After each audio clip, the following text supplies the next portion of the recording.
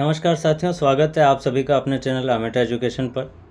साथियों, आज के इस वीडियो में हम उदाहरण के माध्यम से ये समझने का प्रयास करेंगे कि नवीन कर प्रणाली और पुरानी कर व्यवस्था दोनों में क्या अंतर है, किस प्रकार से हम स्वयं इसकी गणना कर सकते हैं। एक उदाहरण से समझने की कोशिश करेंगे।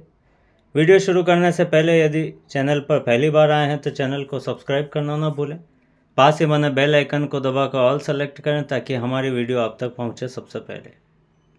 आइए देखते हैं उदाहरण के माध्यम से कि किस प्रकार से हम इसकी गणना करेंगे। सबसे पहले यहाँ हम पुरानी कर व्यवस्था के माध्यम से इसको समझते हैं। यहाँ एक उदाहरण के तौर पर टोटल इनकम हम 8,50,000 के रूप में देख रहे हैं। यहाँ थोड़ा पॉइंटर की साइज़ बड़ी है, मैं इसे छोटी कर लेता हूँ। 8,50,000 हम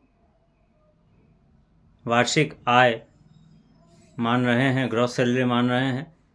इसमें से हम स्टैंडर्ड डिडक्शन 50,000 माइनस करते हैं।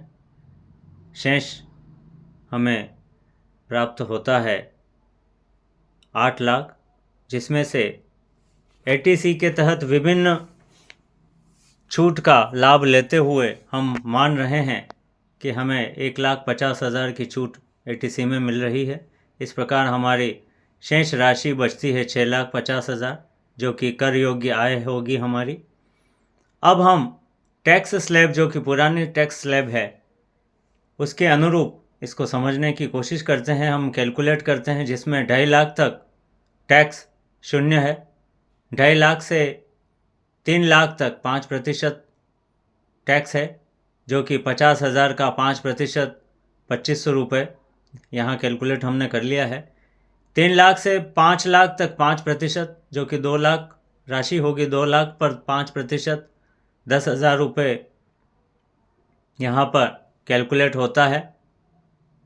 इसी प्रकार से आगे हम बढ़ें तो आगे की टैक्स स्लैब में 5 लाख से 6 लाख तक 20% राशि, 5 लाख से 6 लाख 1 लाख रुपये पर 20% उसका निकालते हैं, 20,000 हमें प्राप्त होता है। 6 लाख से 9 लाख तक 20% टैक्स स्लैब है। चूँकि 6 लाख से ऊपर 50,000 है तो 50,000 का 20% यहाँ हम जब कैलकुलेट करते हैं तो 10,000 रुपये राशि आती है। इस प्रकार इन सारे ही प्राप्त टैक्स स्लैब को जब जोड़ते हैं तो कुल राशि 42,500 प्राप्त होती है।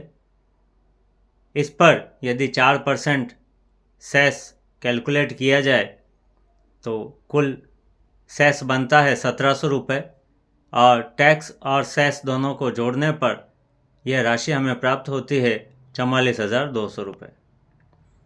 जब हम नवीन कर व्यवस्था के अंदर इसी राशि को समझने की कोशिश करते हैं तो नवीन कर व्यवस्था में 8,50,000 पर स्टैंडर्ड डिडक्शन 50,000 रुपये जब हम माइनस कर देते हैं तो शेष हमारे पास 8 लाख रुपये राशि रहती है।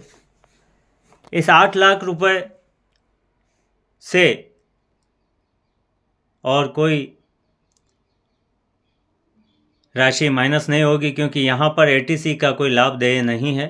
अन्य कोई लाभ इस प्रकार इस नवीन कर गणना में देय नहीं है।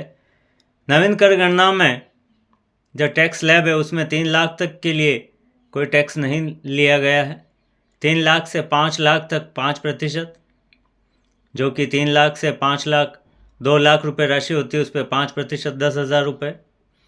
5 लाख से 6 लाख पर 5%, 1 लाख की राशि पर 5% टैक्स 5,000 रुपये, और 6 लाख से 9 लाख तक 10%। 6 लाख से 8 लाख 2 लाख रुपये जो बनते हैं उस पर 10% राशि कैलकुलेट करते हैं तो 20,000 प्राप्त होती। इस प्रकार कुल टैक्स बनता है 35,000 रुपये, जिस पर सेस 1,400 रुपये और कुल टैक्स बनता है 36,400 रुपये। इस प्रकार नवीन कर व्यवस्था और पुरानी कर व्यवस्था को जब हम टोटल टैक्स कैलकुलेशन के बाद देखते हैं तो पाते हैं पुरानी कर व्यवस्था में टैक्स ज़्यादा देय है, जबकि नवीन कर व्यवस्था में टैक्स कम पे किया जा रहा है। हम 44,200 जो कि पुरानी कर व्यवस्था में टैक्स बना है, उसमें से हम 36,400 जो कि नवीन कर व्यवस्था में टैक्स बना है, इसको जब माइनस करते हैं तो हमें 7,800 रुपये प्राप्त होता है, जो कि नवीन कर व्यवस्था में हमें लाभ मिल रहा है। तो इस प्रकार इस उदाहरण की सहायता से हमने समझा कि किस प्रकार से नवीन कर व्यवस्था और पुरानी कर व्यवस्था में कर गणना की जाएगी और कौन सी कर व्यवस्था हमारे लिए बेहतर होगी। आप स्वयं इस उदाहरण की सहायता से समझ सकते हैं। आप अपनी ग्रॉस सैलरी पर इस उदाहरण की सहायता से कैलकुलेशन कर सकते हैं। धन्यवाद।